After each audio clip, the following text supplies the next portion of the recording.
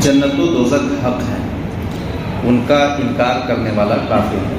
یعنی جنت بھی حق ہے، دوزخ بھی حق ہے۔ جو ہم غیب پر ایمان لاتے ہیں تو اس غیب کے ایمان میں سے یہ بھی ہے کہ جنت پر بھی ایمان لایا جائے اور دوزخ پر بھی ایمان لایا جائے۔ جنت و دوزخ کا انکار نہیں کیا جا سکتا۔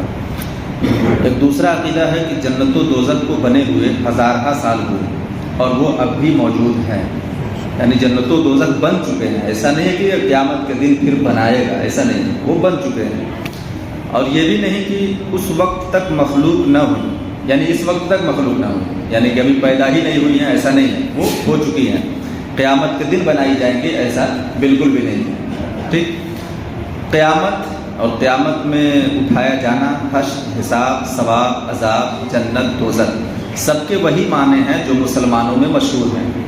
یعنی ہم جو بولتے ہیں اور ہم میں جو شہرت ہے کہ جنت ایسی ہے، دوزخ ایسی ہے، پل صراط ایسا ہے، میزان ایسا ہے، یہ تمام چیزیں جو ہمارے بیچ میں رائج ہیں، مشہور ہیں، جو ہم بولتے ہیں، بیان کرتے ہیں حدیثوں کے ذریعہ، وہی حق ہے، اس کے علاوہ نہیں۔ کیا مطلب اس کے علاوہ؟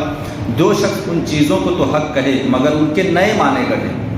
بہت سارے فرقے والے ایسے ہیں جو اس کا نیا معنی نکالتے ہیں۔ کیا نکالتے ہیں؟ لکھا ہوا ہے تھوڑا سا، بولتے ہیں کہ ثواب کے معنی اپنے حسنات کو دیکھ کر کے خوش ہونا ہے، یعنی بولتے ہیں ثواب کچھ ہے نہیں، یعنی ہم اچھا جو کرتے ہیں نا، ہماری اچھائی پر جو ہمیں خوشی ملتی ہے وہی ہمارا ثواب ہے۔ یہ کچھ فرقے کے لوگ ایسا بولتے ہیں۔ اچھا، کچھ لوگ کہتے ہیں کہ عذاب اپنے برے اعمال کو دیکھ کر کے غمگین ہونا ہے، یعنی عذاب کا مطلب کچھ ہے نہیں، بس ہم کو جو برے اعمال ہم کرتے ہیں اس پہ جو غم ہم کو ملتا ہے وہی ہمارے عذاب ہے، ایسا نہیں ہے۔ عذاب ہے جس میں عذاب مختلف قسم کے ہیں، آگ سے جلا کر کے عذاب دینا، دنیا میں بہت سارے عذاب ہو چکے پچھلی امتوں کو، کسی کو بندر بنایا گیا، کسی کو دھنسا کے مارا گیا، اس کا انکار نہیں کیا جا سکتا۔ کوئی بندہ یہ کہے عذاب بس ہم کو غم مل گیا، تکلیف ہو گئی دنیا میں، بس وہی ہمارا عذاب ہے، نہیں۔ عذاب دنیا میں ہوئی وہ الگ، محشر کا جو عذاب ہے وہ بھی حق ہے۔ اللہ تبارک و تعالیٰ جس کی پکڑ فرمائے گا اسے عذاب دے گا، اس پر یقین رکھنا ضروری ہے۔ اور حقیقتاً ہاں، حشر فقط روحوں کا نام ہے۔ کچھ لوگوں کا عقیدہ ایسا ہے کہ حشر صرف روحوں کا نام ہے، کہ وہ روح کے ساتھ جو ہونا ہے ہونا، ایسا نہیں۔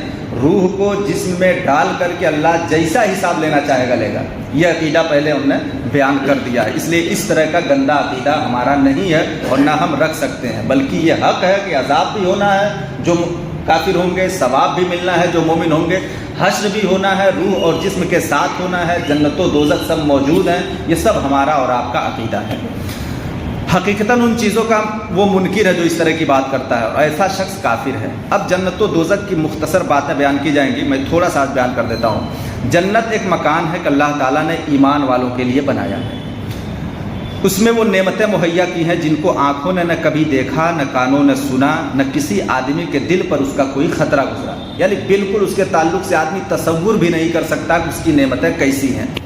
جو کوئی مثال اس کی تعریف میں دی جائے وہ صرف سمجھانے کے لیے ہوتی ہیں۔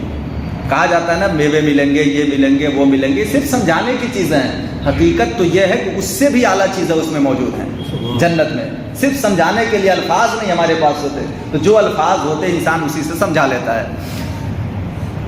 ورنہ دنیا کے اعلیٰ سے اعلیٰ شے کو جنت کی کسی چیز کے ساتھ کوئی مناسبت نہیں ہے۔ دنیا میں جو سب سے اچھی چیز ہوتی ہے نا، جنت کی ادنا چھوٹی چیز سے بھی اس کا کچھ لینا دینا نہیں، کچھ تقابل نہیں، کچھ مماثلت نہیں ہے۔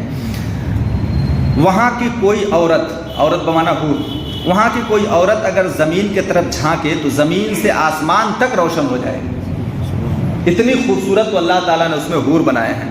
اور خوشبو سے پوری دنیا بھر جائے، چاند و سورج کی روشنی پھیکی پڑ جائے، ان کا دوپٹہ دنیا اور مافیہ سے بھی بہتر ہے۔ ایک روایت میں یوں ہے کہ اگر حور اپنی ہتھیلی زمین و آسمان کے درمیان نکالے تو اس کے حسن کی وجہ سے تمام مخلوق میں فتنہ پڑ جائے، اس کی ہتھیلی کتنی خوبصورت ہے۔ اور اگر اپنا دوپٹہ ظاہر کرے تو اس کی خوبصورتی کے آگے آفتاب ایسا ہو جائے جیسے آفتاب کے سامنے چراغ جلایا گیا ہو، یعنی ایسا اللہ تبارک و تعالیٰ نے اس میں نعمت بنائی ہے۔ اور اگر جنت کی کوئی ناخن بھر چیز دنیا میں ظاہر ہو تو تمام زمین و آسمان سے وہ آراستہ ہو جائیں۔ ناخن بھر چیز جنت کی کوئی دنیا میں آ جائے تو سجاوٹ جو آپ کرتے ہیں نا، تو پوری دنیا کی سجاوٹ ناخن بھر چیز سے ہو سکتی ہے۔ جنت میں ایسی چیزیں موجود ہیں۔ اگر جنتی کا کنگن ظاہر ہو جائے تو آفتاب کی روشنی مٹا دے، جیسے آفتاب ستاروں کی روشنی مٹا دیتا ہے ویسے ہی آفتاب کی روشنی یعنی سورج کی روشنی مٹ جائے گی۔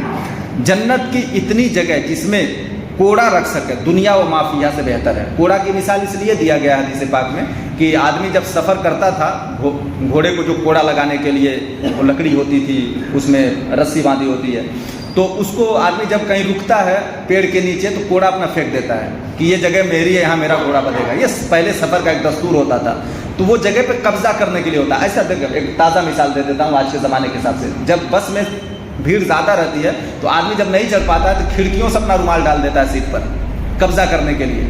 تو ایسے ہی مسافر جب چلتا تھا تو اپنا کوڑا پھینک دیتا تھا، تو کوڑا کتنا جگہ لے گا؟ بس اپنے کوڑے بھر کی جگہ لے گا نا، 1 انچ کے چوڑا اور 2 فٹ 4 فٹ بڑا، بس اتنا ہی ہوگا نا، لیکن وہ پوری زمین اس کی مان لی جاتی تھی۔ یعنی اب یہاں یہ قافلہ ٹھہرے گا اس ایک کوڑے سے۔ تو کوڑا کا مثال اس میں اس لیے کوڑا کی مثال دی گئی ہے کہ جنت میں کوڑا برابر بھی جگہ دنیا کی تمام نعمتوں سے افضل ہے۔ یعنی ایک مثال دی گئی ہے کہ تھوڑی سی جگہ بھی جنت کی اگر ہو تو دنیا کی تمام چیزوں سے وہ بہتر ہے۔ جنت کتنی وسیع ہے، اس کو اللہ تعالیٰ نے کتنا لمبا چوڑا بنایا ہے وہ اللہ ہی جانا ہے، اس کے رسول جانا ہے۔ بس اجمالی بیان یہ ہے کہ اس میں 100 درجے ہیں۔ جنت میں کتنے درجے؟ 100 درجے ہیں۔ ہر 2 درجوں میں وہ مسافت ہے جو آسمان اور زمین کے بیچ میں دوری ہے۔ ایک درجے سے دوسرے درجے کی دوری کتنی ہے؟ زمین اور آسمان کے برابر ہے۔ رہا یہ کہ خود اس درجہ کی کیا مسافت ہے، اس کے متعلق کوئی خاص روایت خیال میں نہیں، البتہ ایک حدیث ترمذی شریف کی یہ ہے کہ اگر تمام عالم ایک درجہ میں جمع ہو تو سب کے لیے وسیع ہو جائے گی۔ یعنی 100 درجے ہیں اور پوری دنیا ایک درجے میں آ جائے، پھر بھی ایک درجے میں آنے کے بعد بھی جگہ بھی باقی رہ جائے گی، اتنا وسیع جنت ہے۔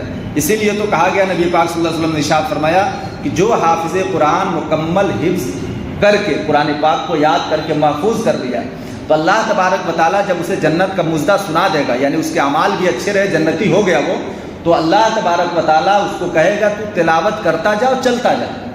تو وہ الحمدوں سے شروع کرے گا والناس تک، چلتا جائے گا، پڑھتا جائے گا، چلتا جائے گا، 30 پارہ جہاں اس کا مکمل ہو جائے گا اللہ فرمائے گا وہاں سے یہاں تک پوری جگہ تمہاری ہے۔ سبحان اللہ۔ یعنی الحمدوں سے لے کے والناس تک پڑھتے پڑھتے جتنا وہ چل لے گا اتنی جنت کی پراپرٹی اس کی دے دی جائے گی۔ تو جنت تھوڑی نہیں ہے، بہت کشادہ، بہت لمبی چوڑی اللہ نے بنایا ہے۔ یہاں ہم 10 بائی 10 کے روم کے لیے لڑ جاتے ہیں نا، وہاں لڑنا جھگڑنا نہیں، اللہ اتنی جگہ دے گا وہاں جنت میں، الحمدللہ۔ تو جنت کی نعمتیں، جنت کی تمام چیزیں دنیا میں سوچی نہیں جا سکتی، یہ بس سمجھانے کے لیے چند مثالیں دی جاتی ہیں۔ مزید باتیں انشاءاللہ کل کی جائیں گے۔ اللہ تعالیٰ ہم سب کو سمجھنے کی توفیق